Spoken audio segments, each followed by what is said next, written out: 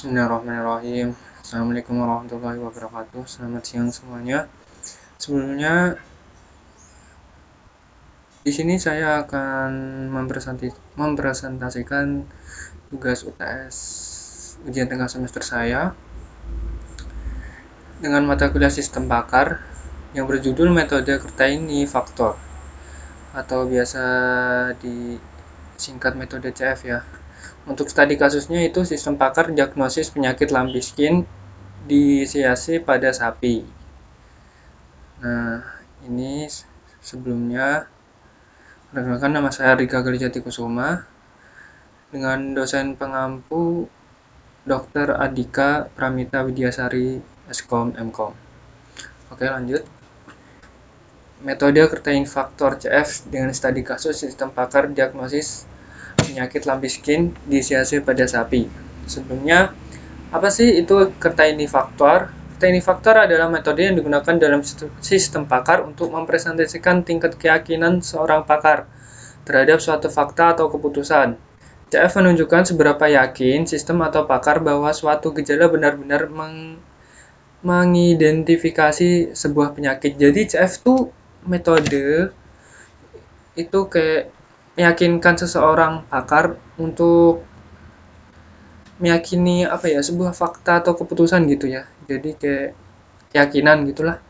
Jika pakar yakin 80% bahwa ini contohnya, contoh sederhananya jika pakar yakin 80% bahwa demam menandakan penyakit lampiskin di CAC pada CF sama dengan 0,8. Nilai CF berada pada rentan -1 hingga 1. Yang berarti 1 itu yakin benar, 0 itu tidak tahu, -1 itu yakin salah. Jadi 3 nilai yang dihitungkan dalam metode ini antara benar, tidak tahu, dan yakin salah. Jadi CF ini semacam nilai keyakinan kayak seberapa yakin dokter hewan terhadap hubungan antara gejala dan penyakit. Kalau dia yakin banget itu nilainya mendekati 1. Kalau ragu mungkin cuma 0,5. Jadi kalau -1 salah gitu. Jadi digunakan untuk apa sih Kertaini faktor? Metode Kertaini faktor digunakan untuk menangani ketidakpastian dalam proses pengambilan keputusan di sistem pakar. Artinya, ketika informasi yang diberikan oleh pengguna atau data gejala tidak pasti, misalnya mungkin atau agak yakin, CF bisa membantu sistem tetap memberikan kesimpulan dengan nilai keyakinan tertentu. Dalam konteks sistem pakar, itu membantu sistem menentukan diagnosis penyakit meskipun data gejala tidak lengkap, memungkinkan sistem memberikan tingkat keyakinan presentasi terhadap hasil diagnosis. Banyak digunakan di bidang, jadi CF itu banyak digunakan di bidang kesehatan, teknik, pertanian, dan peternakan. Jadi metode ini dipakai waktu data atau gejalanya nggak pasti. Contohnya kayak dokter hewan nggak yakin 100%, tapi cukup yakin sapi sakit LSD karena gejalanya mirip. Nah, CF bantu ngitung seberapa yakin kemungkinan penyakit itu muncul. Nah, ini untuk kelebihan dan kelemahan Kertaini faktor. Untuk kelebihan itu mampu menangani ketidakpastian. Untuk kelemahan tuh bergantung pada nilai keyakinan pakar yang bisa subjektif. Kedua, mudah diterapkan karena menggunakan nilai 0 sampai 1 yang sederhana. Untuk kelemahannya tidak cocok untuk kasus besar atau kompleks dengan banyak aturan. Nah, jadi tuh kayak Kertaini faktor tuh kelebihannya ya emang kayak nilainya cuma 0,1, jadi sederhana. Jadi cocoknya untuk kayak masalah atau sesuatu yang sederhana juga kayak penyakit gitu. Penyakit juga penyakit yang ringan. Terus untuk kelemahannya tuh dia tuh nggak cocok kayak kita kayak buat nggak semua penyakit tuh cocok menggunakan metode ini ya. Kayak kan banyak tuh penyakit yang kayak berat banget kayak jantung tuh banyak kan jantung, paru-paru itu kayak banyak gejalanya, jadi nggak cocok buat pakai metode ini. Yang tiga itu cocok untuk sistem pakar berbasis aturan rule based. Untuk kelemahannya sulit diuji secara statistik, tidak seakurat metode probabilistik. Dan kelebihan yang terakhir dapat menggabungkan beberapa gejala menjadi satu nilai keyakinan akhir. Dan kelemahannya penentuan nilai CF dilakukan manual, tidak otomatis dari data. Terus 3 contoh metode tersebut dalam kasus yang relevan 5 tahun terakhir. Sorry ya, agak tipu. Untuk yang pertama itu peneliti pada tahun 2002 itu Siregar et al. Yang berjudul Sistem Pakar Diagnosis Penyakit Sapi Potong Menggunakan Certain Factor dengan metode certain factor dengan hasil akurasi sistemnya 87%. Nah, mungkin teman-teman bisa baca sendiri nih. Penelitian 5 tahun 5 tahun terakhir saya sebutkan 3 ya. Terus untuk rumus atau tahap perhitungan certain factor. Dasar perhitungan CF. Metode certain factor digunakan untuk menghitung tingkat keyakinan terhadap suatu hipotesis, misalnya penyakit berdasarkan gejala yang diamati. Nah, ini rumus-rumus utamanya ya. Untuk yang pertama itu gejala dengan satu aturan, itu CF hasil sama dengan CF user dikali CF rule. Keterangannya nilai keyakinan user pengguna dikali keyakinan pakar. Untuk kombinasi beberapa gejala itu rumusnya CF combine sama dengan CF1 ditambah CF2 dalam kurung 1 dikurangi CF1 yang dengan keterangan menggabungkan beberapa gejala yang berhubungan dengan penyakit yang sama. Jika lebih dari 2 gejala, proses kombinasi dilakukan berulang sampai semua gejala terhitung. Nah, yang slide sebelumnya itu kurang jelas. Ini kita perjelas lagi perhitungan certain factor dan langkah demi langkahnya ini jelas ya. Untuk data kita tuh kayak CF user itu untuk gejala pertama CF user 0,8, CF rule-nya 0,9. Itu CF user itu kayak pemilik gitu ya. Terus CF rule-nya kayak pakar gitu. Jadi hubungannya antara pemilik dan pakarnya gitu. Penguji dan pakarnya. Untuk langkah 1 hitung CF per gejala. Untuk gejala 1 0,8 itu langsung dikalikan dengan 0,9 kayak seperti rumus sebelumnya itu. CF user, nah pengguna kan, dikali dengan keyakinan pakar gitu. Terus cara hitungnya tinggal dikali aja 0,8 dikali 0,9 sama dengan 72. Jadi hasil CF1 sama dengan 0,72. Untuk gejala kedua itu juga sama sih, tinggal dikaliin 0,7 dikali 0,8 hasilnya 0,56. Untuk langkah kedua gabungkan CF dua gejala kedua positif. Rumus untuk dua positif itu CF combine sama dengan CF1 ditambah CF2 dikali 1 min CF1. Hitung 1 min CF1 1 dikurangi 0,72 sama dengan 0,28. 72 itu CF1 ya. Hitung CF2 dikali 1 min CF1 sama dengan 0,56 dikali 0,28. 50 itu dihilangin nolnya dulu.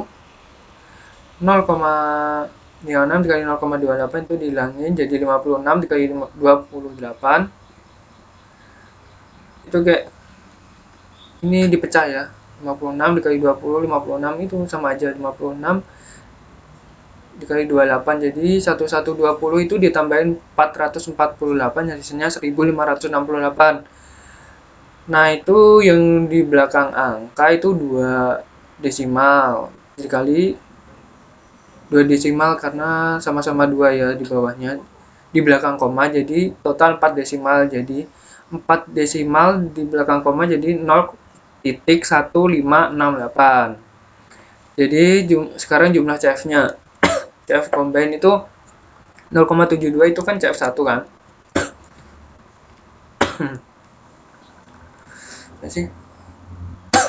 Nah, CF combine itu CF1 ditambah 0,158 hasilnya 0,8768. Hasil akhirnya CF gabungan tuh 0,8768 dan jadi kalau dipresentasikan dikali 100 itu 87,68%. Interpretasi singkatnya, berdasarkan contoh ini, sistem memberikan tingkat keyakinan 87,68% bahwa Shopee menderita miskin di siase kategori keyakinan tinggi ini. Jadi ini keyakinan tinggi. Terus analisa kebutuhan. Tujuan analisa kebutuhan dilakukan untuk menentukan gejala, data, dan aturan rule yang digunakan dalam proses diagnosis penyakit lambe skin DCAC LSD menggunakan metode certain faktor. Komponen yang diperlukan itu komponennya itu gejala, penyakit, rule atau aturan, dan nilai CF. Deskripsinya, ciri-ciri atau tanda fisik yang muncul pada sapi, jenis penyakit yang akan dideteksi sistem, hubungan antar gejala dengan penyakit, nilai keyakinan dari pakar. Terus ini tabel gejala penyakit lambe skin DCAC. Itu demam tinggi, itu pakarnya tuh menilai 0,8 dengan dan user contoh itu 0,9. Jadi itu dikalikan 0,8 dikali 0,9 gitulah. Tabel diagnosa penyakit pada sapi. Itu brucellosis itu penyakit menular menyebabkan guguran pada sapi betina, antraks itu penyakit akut, pink eyes infeksi pada mata, lambe skin ada penyakit virus yang menyebabkan benjolan dan luka pada kulit sapi.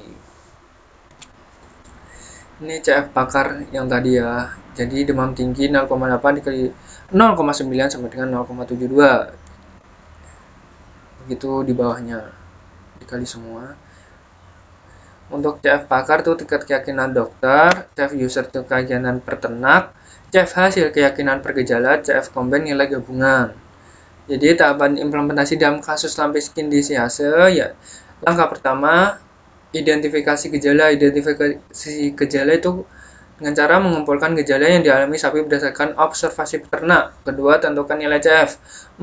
Dengan keterangan, masukkan nilai keyakinan pakar CF pakar dan keyakinan peternak CF user untuk tiap gejala. Jadi kayak dikalikan gitu. Terapkan aturan rule, hitung CF per gejala dengan rumus CF pakar dikali CF user, kombinasikan nilai CF, gabungkan nilai CF menggunakan rumus CF combine. Yang terakhir, hitung CF akhir, kalikan hasil gabungan dengan CF rule untuk mendapatkan keyakinan akhir. Aturan hubungan gejala dengan penyakit rule based system. Ini merupakan aturan yang ada di metode CF faktor ya.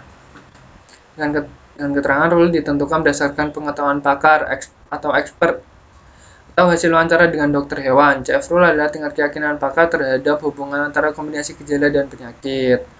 Terus perhitungan tahap demi tahap. Ini yang sebelumnya sih. Atau ini saya perjelas ya. Jadi untuk menghitung CF setiap gejala itu dikalikan kayak demam tinggi tuh 0,8 dikali 0,9 itu hasilnya 0,7 itu dikalikan. Jadi langsung ke gabungkan ya. CF12 itu sama dengan 0,72 ditambah 0,56 dikali dalam kurung 1 min 0,72. Jadi kalau dihitung hasilnya 0,8768. Gabungkan yang langkah terakhir, gabungkan dengan gejala ketiga. CF123, CF12 ditambah CF3 dikali dalam kurung 1 min CF12. Jadi CF123 itu 8768 itu CF dari gejala pertama dan kedua ditambah 0,75765 itu gejala ketiga dikali 1 min CF gabungan CF1 dan 2 itu hasilnya 0,8768. Jadi kalau dihitung hasilnya 0,8768 ditambah 0,09428 hasilnya 0,97. Langkah terakhir itu dari slide sebelumnya kita sudah dapat hasil 0,97. Untuk menghitung CF akhir adalah CF final sama dengan CF combine dikali CF rule. CF finalnya 0,97 dikali 0,825 dikurang ya 0,825. Hasilnya itu sekitar 8. Sorry. CF final itu 0,97 itu CF combine dikalikan CF rule-nya 0,85 itu hasilnya 0,82. Nah, itu kalau dipresentasikan dikali 100 itu hasilnya 80,54%. Jadi 0,8 itu kan maksudnya ke tinggi kan, soalnya nilainya berada di antara 0,71 sampai 1, jadi tinggi. Karena hasilnya 0,254, jadi kemungkinan besar sapi sangat mungkin menderita miskin di si hasil.